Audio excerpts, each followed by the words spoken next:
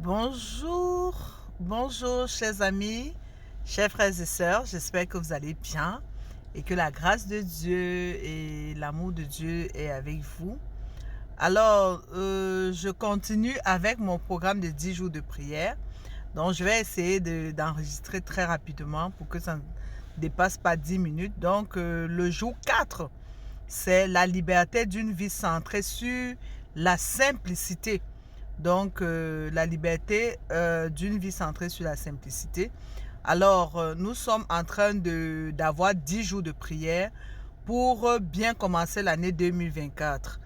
Et notre priorité, c'est mettre notre priorité dans notre foi. Nous devons cultiver effectivement la foi. Nous devons mettre la priorité sur notre foi. Alors, le verset clé de cette étude que je viens partager avec vous, c'est dans Matthieu 6, versets 16 à 18. Et à la fin, on va faire une prière avec ce verset. Lorsque vous jeûnez, ne prenez pas un air sombre comme les hypocrites. Ils abordent un visage défait pour montrer aux gens qu'ils jeûnent. Amen. Je vous le dis, Amen, je vous le dis, ils tiennent là leur récompense. Mais toi, quand tu jeûnes, parfume-toi la tête et lave-toi le visage afin de ne pas montrer que tu jeûnes aux gens. Mais de ton Père qui est là dans le secret et ton Père qui voit là dans le secret te le rendra. Donc le Seigneur nous demande de passer un temps avec lui. Donc un temps de jeûne et de prière. Un temps de jeûne et de prière. Et ce temps de jeûne et de prière, cela nous permet certainement de mieux nous rapprocher de notre Dieu, de créer un lien réel avec notre Dieu, d'entrer en communication avec notre Dieu pendant ces 10 jours de prière. Pourquoi? Parce que Dieu voudrait cultiver notre caractère. Dieu voudrait que le caractère amour soit en nous, chers amis, chers frères et sœurs.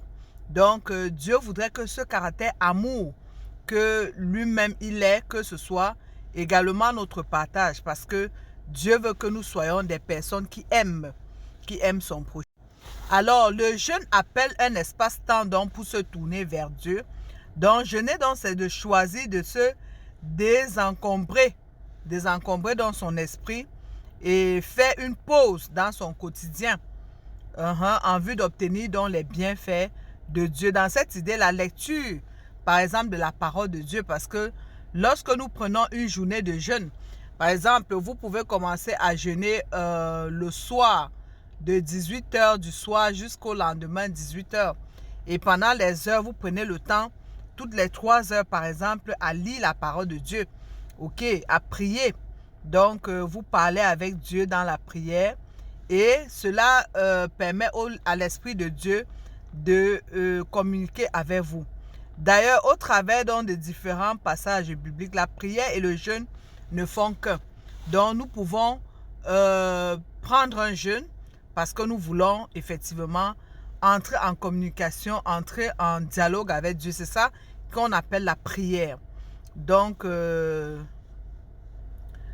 c'est très important, chers amis, de prendre un temps, de prendre une pause pendant ces 10 jours du mois de janvier.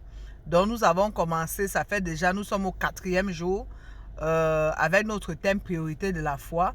Et aujourd'hui, on nous dit la liberté d'une vie centrée sur la simplicité. Et Jésus est notre exemple par rapport au jeûne et la prière parce que Jésus lui-même, Jésus lui-même, avant de commencer son ministère, a éprouvé un temps. Il a passé 40 jours dans le désert. Il a jeûné pour commencer son ministère parce que c'était important. Alors, les apôtres eux aussi ont imité le maître qui est Jésus. Lorsque nous lisons Actes des Apôtres, chapitre 13, versets 2 et 3, le jeûne était fréquemment pratiqué par les hommes et les femmes de foi. Donc le jeûne, c'est quelque chose qui nous est recommandé. On peut lire ça dans l'histoire d'Esther, chapitre 4, verset 3 et verset 16, etc. Contrairement au jeûne thérapeutique, le jeûne à travers les Écritures saintes ne consiste pas à observer un régime spécifique destiné par exemple à perdre du poids ou bien au bien-être. Mais le jeûne permet plutôt, il s'agit bien plus d'une décision consciente de s'abstenir de nourriture et de loisirs pendant un temps limité pour prier et communier. Donc le temps de jeûner, c'est faire quoi? Prier et communier avec le Seigneur. En nous abstenant de nourriture pour un temps, nous bénéficions donc d'une nouvelle liberté en Christ.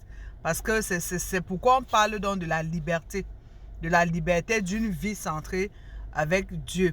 Donc le fait que nous puissions entrer en communion avec Dieu, nous sommes des hommes et des femmes libres, libres du péché, libres de la vie mondaine, mais surtout libres parce que Dieu lui-même, il nous libère de toutes nos tracasseries, de toutes nos difficultés que nous traversons tous les jours.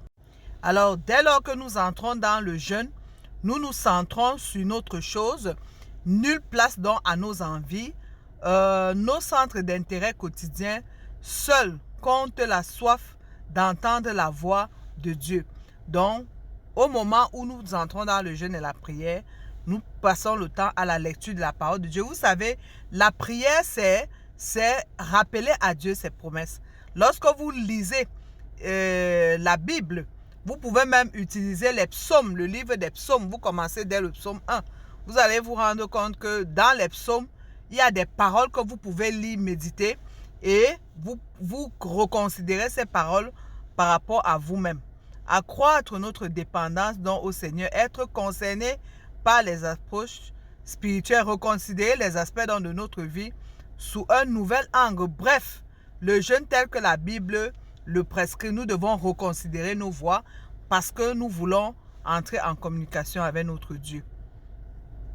Alors, s'abstenir donc pour une vie pleine, parce que nous nous abstenons, parce que nous entrons en communion avec Dieu. Nous vivons dans un monde bien réel, parce que sachant que dans ce monde-ci, il y a tellement de problèmes d'agitation, des ennemis, la perfidie, mais nous pouvons effectivement nous raccrocher à notre Dieu parce que c'est lui qui nous a créés et surtout il nous a sauvés. Il ne nous a pas laissés dans ce monde tout seul. Alors nous pouvons pendant ces quelques instants ouvrir notre cœur, redécouvrons donc une vie simple, optimisée par le lien dans la foi en notre Créateur. Donc je vais terminer avec la prière, avec le texte de Matthieu 6, versets 16 à 18. Bon Père Céleste, merci. Merci, quand tu vas jeûner, tu peux dire cette prière. Bon Père Céleste, merci de nous fournir tout ce dont nous avons besoin. Parce que tu reconnais Dieu comme celui qui est ton pourvoyeur. Merci de nous fournir tout ce dont nous avons besoin. Dans nos excès et abondances, nous oublions souvent qu'il n'est jamais avantageux d'avoir trop. Seigneur, le jeûne n'est pas un élan naturel. Et nous implorons donc ta force pour choisir de nous abstenir de toute facilité et de tout ce qui est nocif. Que ce soit nourriture, la musique, les films, le shopping et tant d'autres choses. Montre-nous comment prendre une décision ferme pour les remplacer volontairement, tout ce qui n'est pas bénéfique par ce qui l'est. Aide-nous à choisir un mode de vie sain dans sa globalité. Que le nom soit loué, que le nom de l'Éternel soit loué, que le nom de l'Éternel soit béni. Soyez bénis. Bonne soirée. Je vous reviens demain pour le jour 5. Donc le thème du jour 5, c'est se concentrer sur les choses importantes dans nos prières. Donc se concentrer ou bien se centrer sur les choses importantes dans nos prières. I love you all. See you tomorrow. Bye bye.